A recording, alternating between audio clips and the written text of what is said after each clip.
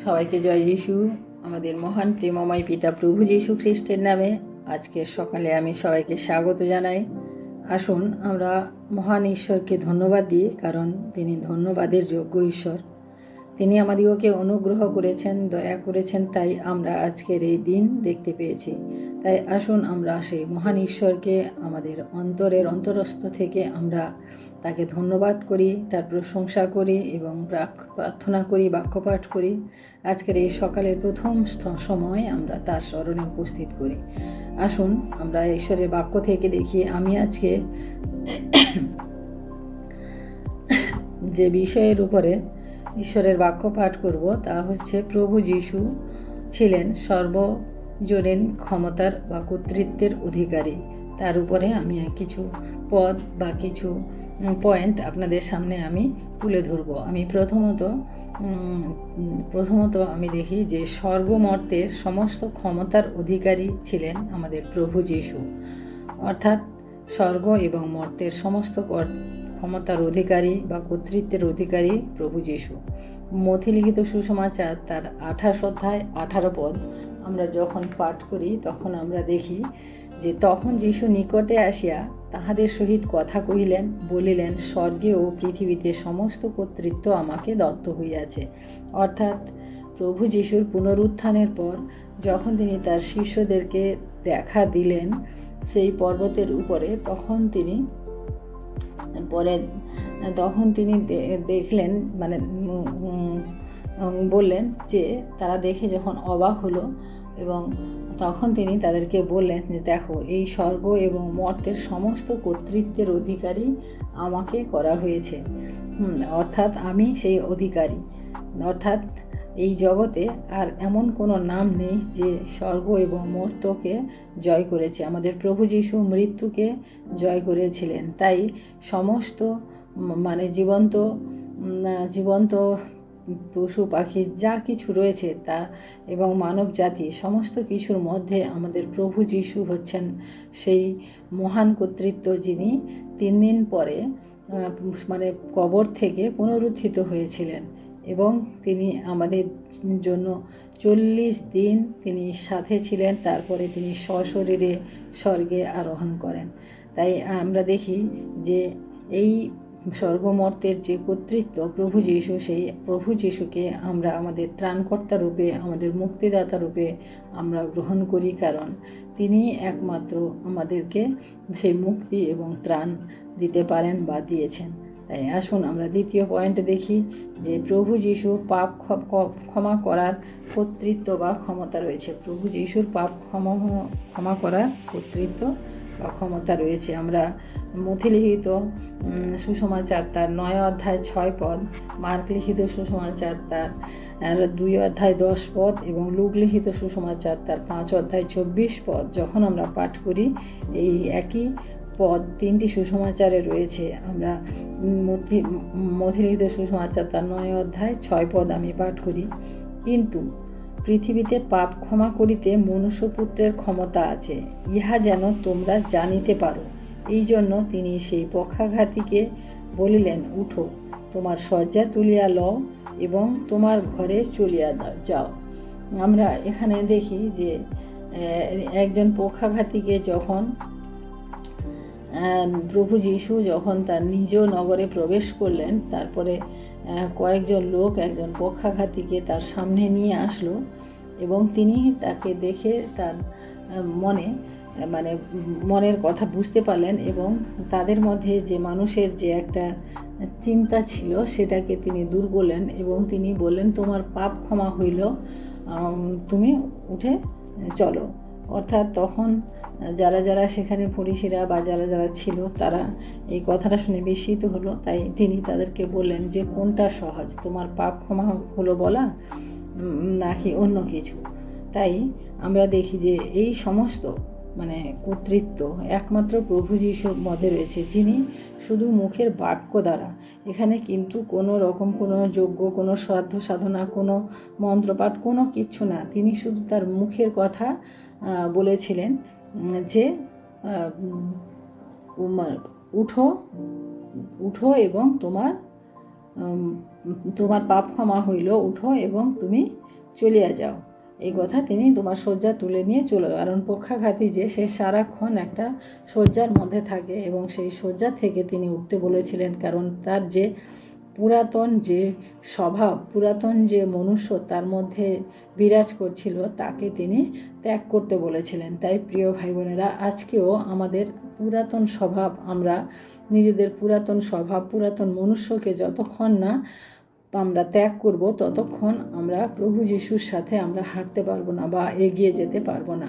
তাই আমাদের এই মহান ঈশ্বরের মহান কর্তৃত্বকে আমরা যেন শ্রদ্ধা জানাই, গুরুত্ব দিই এবং আমরা যেন মেনে চলি। আমরা তৃতীয়ত দেখি যে মন্দ ও অসুচি আত্মার উপরে কর্তৃত্ব। মন্দ ও অসুচি আত্মার উপরে কর্তৃত্ব। আমরা মার্ক লিখিত সুসমাচার তার 1 অধ্যায় আমি 27 পদ পাঠ করব। এখানে আমরা দেখি বাক্য বলে, ইহাতে সকলে চমৎকৃত হইল, এমনকি তাহারা পরস্পর বিতর্ক করিয়া কহিল, এ কি, কেমন নতুন উপদেশ! উনি ক্ষমতা সহকারে অসুচি আত্মাদিগকেও আজ্ঞা করেন, আর তাহারা উহার আজ্ঞা মানে। আমরা দেখি যে পরে যখন প্রভু যীশু মানে গালিল সমুদ্র তীর দিয়া যখন যাচ্ছিলেন, তখন তার মধ্যে তার সাথে সিমন ও তার ভ্রাতা আন্দ্রিয় মানে যখন মাছ ধরছিল, এবং প্রভু যীশু তাদেরকে দেখে বললেন যে তোমরা আমার সাথে এসো, আজ থেকে তোমরা মাছ ধরবে না, মৎস্যধারী না, কিন্তু মনুষ্যধারী হবে। এইভাবে যখন যিনি যাচ্ছিলেন ওদের সাথে, তখন তিনি দেখলেন যে একজন ব্যক্তিকে, যাকে কফরনাহমে একজন ব্যক্তি যাকে মন্দ আত্মাতে পেয়েছে, এবং সে উচ্চস্বরে মানে চিৎকার করছে, চেঁচামেচি করছে। সেই মন্দ আত্মা পাওয়া ব্যক্তিকে প্রভু যীশু তখন তাকে ধমক দিলেন, এবং যীশু তাকে ধমক দিলেন এবং বললেন, চুপ কর, ইহা হইতে বাহির হ। অর্থাৎ একজন ব্যক্তি যে প্রভু যীশুকে দেখে, যাকে অসুচি আত্মা পেয়েছিল, সে প্রভু যীশুকে দেখে চিৎকার করে বলল, হে নাসরতীয় যীশু, আমার সহিত আপনার সম্পর্ক কি? আপনি কি আমার দিগকে বিনাশ করিতে আসিলেন? অর্থাৎ একমাত্র মন্দ আত্মাকে বিনাশ করার ক্ষমতা আমাদের প্রভু যীশুর রয়েছে। তাই সেই প্রভু যীশু যখন ধমক দিয়ে তাকে বললেন যে ইহা হইতে বাইর হ, এবং সে তখন দুমড়াইয়া মুচড়া বেরিয়ে গেল সেই লোকটার কাছ থেকে। আর সেখানে যারা ছিল, অর্থাৎ সবসময় মানে প্রভু যীশু যেখানে থাকতেন, সবসময় তার আশেপাশে যারা থাকতো, তার মধ্যে ওই ফরিসিরা এবং যাজকেরা এরা থাকতো। তারা তখন বলল যে এ আবার কেমন কথা যে তিনি বললেন আর অসুচি আত্মা শুনলো, বা যারা ছিল তারা এই কথা বলছে। তখন আমরা দেখি যে অর্থাৎ প্রভু যীশুর মধ্যেই একমাত্র সেই ক্ষমতা রয়েছে যে তিনি মুখ দিয়ে যা বলেন তাই হয়, কারণ তিনি ঈশ্বরের পুত্র। আমরা জানি না যে সবাই যে এই জগৎ যখন সৃষ্টি হয়েছিল তা কেবল মুখের বাক্য দ্বারাই সৃষ্টি হয়েছিল, কোনো কিছু দিয়ে নয়। তাই আমরা দেখি এই মার্ক লিখিত সুসমাচার 1 অধ্যায় 27 পদে এবং লুক লিখিত সুসমাচার 4 অধ্যায় 36 পদে আমরা এই সেম বাক্য আমরা দেখি। আমরা চতুর্থতে দেখি যে প্রভু যীশু অনন্ত জীবন প্রদানের অধিকারী। আমরা যোহন লিখিত সুসমাচার তার 17 অধ্যায় 1 এবং 2 পদ আমি পাঠ করি আপনাদের জন্য। যোহন লিখিত সুসমাচার 17 অধ্যায় 1 এবং 2 পদ।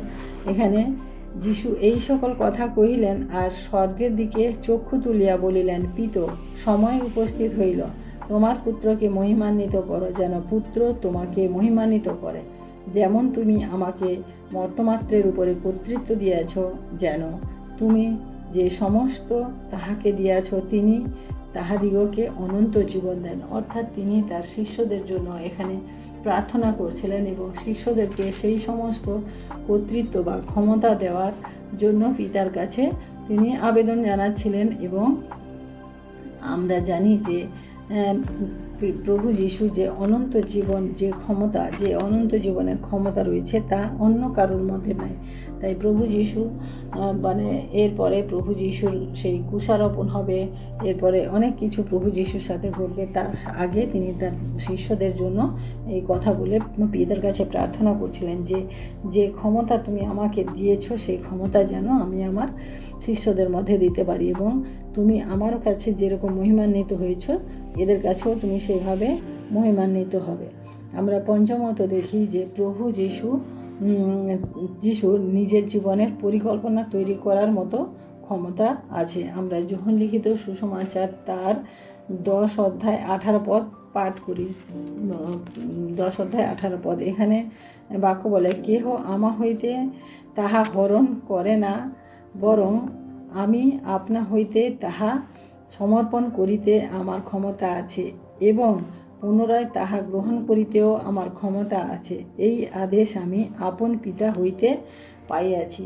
আমরা এখানে দেখি যে যোহন লিখিত সুসমাচার তার 18 অধ্যায় 10 অধ্যায় 18 পদে আমরা এটা দেখলাম। এখানে তিনি সেই উত্তম মেষপালক সম্পর্কে যে দৃষ্টান্ত বা যে কথা তিনি বলছিলেন, সেখানে তিনি এই কথা তার শিষ্যদেরকে বললেন যে কেহ আমার কাছ থেকে মানে আমার কাছ থেকে কেউ কিছু হরণ করতে পারে না, কিন্তু আমি আমার নিজের জীবনের জন্য আমি নিজেই পরিকল্পনা করতে পারি। কারণ এখানে ঈশ্বর যে ক্ষমতা প্রদর্শন করেছেন যে তার নিজের পরিকল্পনা সমস্ত তার নিজের কাছেই রয়েছে, কারণ তার জন্য কেউ পরিকল্পনা করেনি, বা কারণ ঈশ্বর আমাদের জন্য পরিকল্পনা করেন, কিন্তু তার নিজের পরিকল্পনা তিনি নিজেই করেন।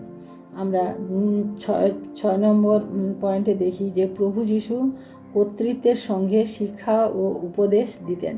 মথি লিখিত সুসমাচার তার 7 অধ্যায় 29 পদ আমরা পাঠ করি। এখানে বাক্য বলে, কারণ তিনি ক্ষমতাপন্ন ব্যক্তির ন্যায় তাহাদিগকে উপদেশ দিতেন, তাহাদের অধ্যাপকদের মতো নয়। অর্থাৎ ক্ষমতাপন্ন ব্যক্তি যাদের মধ্যে সার্বভৌম ক্ষমতা রয়েছে। আমরা মথি লিখিত সুসমাচার এবং মার্ক লিখিত সুসমাচার 1 অধ্যায় 22 পদে এবং লুক লিখিত সুসমাচার 4 অধ্যায় 32 পদে আমরা একই জিনিস আমরা পাই। আমরা এখানে দেখি যে প্রভু যিশু যে ক্ষমতার কথা বলেছেন, যে উপদেশ যখন তিনি দিতেন সেই উপদেশের মধ্যে একটা সামর্থ্য থাকতো। তিনি অধ্যাপকদের মতো নয়, কিন্তু তিনি যে উপদেশ দিতেন সে উপদেশ থেকে আমরা ঈশ্বর তত্ত্ব বা ঈশ্বরের জ্ঞান বুদ্ধি আমরা পেতাম, মানে দেখতে পেতাম। তাই এখানে তার বাক্যের মধ্য দিয়ে আমরা বুঝতে পারি যে তার মধ্যে সমস্ত কিছু কর্তৃত্ব করার ক্ষমতা রয়েছে। আমি 8 নম্বর পয়েন্ট অর্থাৎ শেষ পয়েন্টে দেখি প্রভু যিশু শিষ্যদের ক্ষমতা প্রদান করতেন, অর্থাৎ শিষ্যদিগকে তিনি ক্ষমতা প্রদান করেছেন। আমরা মার্ক লিখিত সুসমাচার মথি লিখিত সুসমাচার 10 অধ্যায় 1 থেকে মথি লিখিত সুসমাচার 10 অধ্যায় 1 থেকে 8 পর্যন্ত আমরা যখন পাঠ করি, এখানে দেখি যে প্রভু যিশু তার শিষ্যদেরকে 12 জন শিষ্যকে তিনি প্রেরিত পদে তিনি নিযুক্ত করলেন, এবং সেখান থেকে তিনি 2 জন করে তিনি প্রত্যেক নগরে তাদেরকে পাঠালেন, যাতে তারা যেখানে যাবে সেখানে গিয়ে ঈশ্বরের সেই সুসমাচার তারা প্রচার করতে পারে, এবং তারা যেখানে যাবে সেখানে যেন সেই ঈশ্বরের মহিমা তারা করতে পারে। তাই তিনি এখানে আমরা মার্ক লিখিত সুসমাচার তার 3 অধ্যায় 15 পদ যখন পাঠ করি, যেন তাহারা ভূত ছাড়াইবার ক্ষমতা প্রাপ্ত হন, এবং 6 অধ্যায় 7 পদে দেখি তাহাদিগকে অসুচি আত্মাদের উপরে ক্ষমতা দান করিলেন। অর্থাৎ তিনি তার শিষ্যদেরকে সমস্ত যে কর্তৃত্ব তার মধ্যে ছিল, যে ক্ষমতা তার মধ্যে ছিল, যে অসুচি আত্মাকে ছাড়ানোর বা যেখানে তিনি যেতেন সেই সমস্ত জায়গায় তিনি যেভাবে কাজ করতেন, সে অসুস্থ মানুষের উপরে তিনি সুস্থতা দিতেন, সেই সমস্ত ক্ষমতা তিনি তার শিষ্যদেরকে দিয়েছিলেন। তাই আমরা দেখি যে প্রভু যিশুর মধ্যে যে সার্বভৌম ক্ষমতা রয়েছে, সেই সমস্ত ক্ষমতা আমরা আর অন্য কারোর মধ্যে দেখি না। তাই আসুন আমরা আজকে ঈশ্বরকে ধন্যবাদ দিই এবং তার মহান অনুগ্রহ এবং দয়াতে আজকের এই দিন আমরা শুরু করি এবং আমরা এটা আজকে গ্রহণ করি যে প্রভু যীশু হলেন আমাদের সেই সার্বভৌম ঈশ্বর, যা তিনি আমাদের সমস্ত জীবনের উপরে যার কর্তৃত্ব রয়েছে এবং আমাদের জীবনকে সঠিক পথে সঠিকভাবে পরিচালনা করার মতো ক্ষমতা একমাত্র তার হস্তে রয়েছে। আমরা নিজেদেরকে তার কাছে সমর্পণ করি এবং আমাদের জীবনে চলার পথকে আরও সুন্দর করে তুলি। আসুন তাই আমরা প্রার্থনা করি এবং আজকের দিনের ভার তার হস্তে রাখি। Hallelujah, hallelujah, hallelujah. মহান প্রেমময় পিতা, তোমার মহান নামের ধন্যবাদ প্রশংসা করি প্রভু। আজকের এই সুন্দর সকালে প্রভু আরেকটি বার তোমার বাক্য পাঠের মধ্য দিয়ে প্রভু আমরা আমাদেরকে তোমার চরণে উপস্থিত করতে পেরেছি, তাই তোমায় ধন্যবাদ করি প্রভু। প্রভু তোমায় ধন্যবাদ করি প্রভু, তুমি যে সার্বভৌম ক্ষমতার অধিকারী প্রভু, তা আজকে আমরা জানতে পারলাম প্রভু। এবং সেই মতো প্রভু গো, আমরা তোমার কাছে আমাদের নিজেদের জীবনকেও সমর্পণ করি এবং আমরা বিশ্বাস করি প্রভু তুমি আমাদের জীবনকে সেইভাবে পরিচালনা করো প্রভু এবং আশীর্বাদ করো। আমরাও যেন প্রভু তোমার যে কর্তৃত্ব তুমি এই জগতে দিয়ে গেছো প্রভু এবং যে ছেড়ে যাওয়া কাজগুলি রেখে গেছো প্রভু, তা যেন আমরা করতে পারি, কারণ তুমি বলেছো যে সমগ্র জগতে যাও এবং আমার নাম মানে সবার কাছে পৌঁছে দাও এবং তাদেরকে তোমার শিষ্য হওয়ার মতো তৈরি করতে তুমি বলেছ। তাই তোমায় ধন্যবাদ করি প্রভু, সেই ক্ষমতা সেই আদেশ তুমি আমাদিগকে দিয়েছ, আমরা যেন তা সঠিকভাবে পালন করতে পারি। ধন্যবাদ করি প্রভু, আজকে সারা দিনের ভার তোমার হস্তে রাখি, তুমি আমাদের সঙ্গে থাকো, আশীর্বাদ করো। সমস্ত মহিমা গৌরব প্রশংসা তোমাকে দিই প্রভু। আমাদের সমস্ত ভুল ত্রুটি অপরাধ তুমি ক্ষমা করো। এই বিনতি প্রার্থনা চাই আমাদের মুক্তিদাতা ত্রাণকর্তা প্রভু যীশু খ্রিস্ট তোমারই নামে, আমেন। সবাইকে জয় যীশু। সবাই ভালো থাকবেন, সুস্থ থাকবেন। আজকের দিনটি সবার শুভ হোক। ঈশ্বর প্রত্যেককে আশীর্বাদ করুন। জয় যীশু।